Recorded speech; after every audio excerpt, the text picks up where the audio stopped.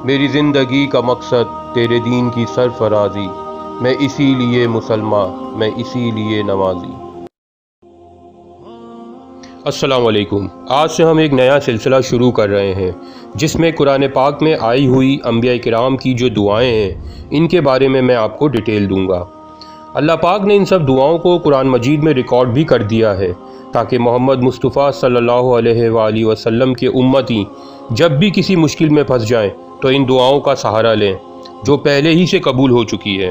आज हम जिस दुआ से इस सिलसिले को शुरू कर रहे हैं वो मशहूर ज़माना आयत करीमा है जो एक्चुअली हज़रत यूनुस अलैहिस्सलाम की दुआ है। ये दुआ आयत नंबर 87 सूरह अंबिया में आई है जो हज़रत यूनुस अलैहिस्सलाम ने मछली के पेट में मांगी थी।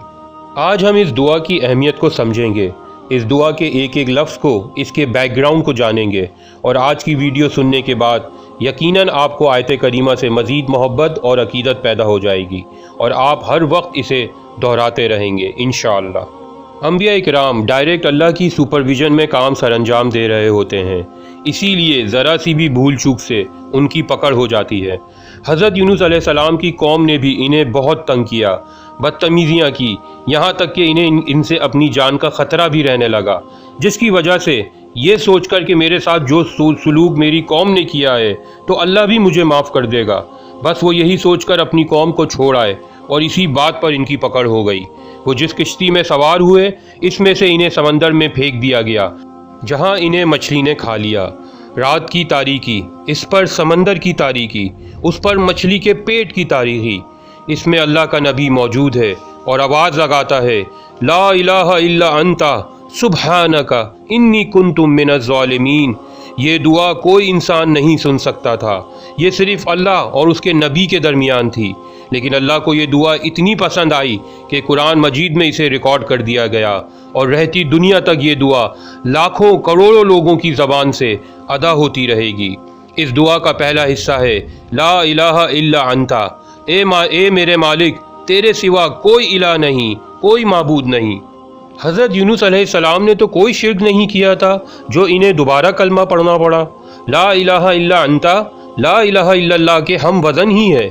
इसे समझने के लिए हम एक हदीस का सहारा लेते हैं।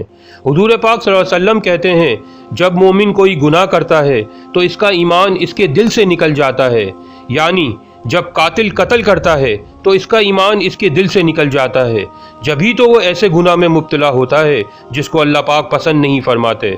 हज़रत यूनुस अलैहिस्सलाम ने भी अल्लाह की नाफरमानी करके जो गुनाह किया इसके बदले में इन्हें दोबारा अल्लाह की बड़ाई मानने के लिए कलमे का जुज़ अव्वल पढ़ना पड़ा।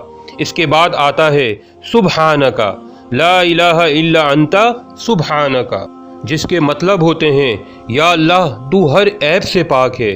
और इस वर्ड में इम्प्लाइड होता है कि या अल्लाह सारे ऐब तो मेरे अंदर हैं और आपने इस गुनाह की वजह से जो मुझे सज़ा दी है इसमें भी मेरी ही गलती है।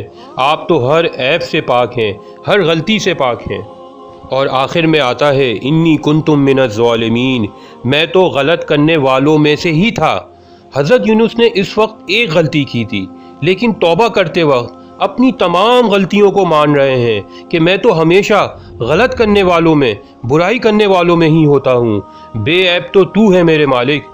हज़रत यूनुस अलैहिस्सलाम ने इस दुआ में सबसे पहले अल्लाह से अपने ईमान की तजदीद की, फिर कहा या रब तू बेऐब है, सारी गुनाह सारी गलतियाँ मेरी हैं, जो सज़ा मुझे मिल रही है इसका ज़िम्मेदार भी मैं खुद हूँ। और आखिर में हमेशा के लिए अपने आप को गुनाहगार मान लिया, इन्नी कुन्तु मिनज़ ज़ालिमीन कह के।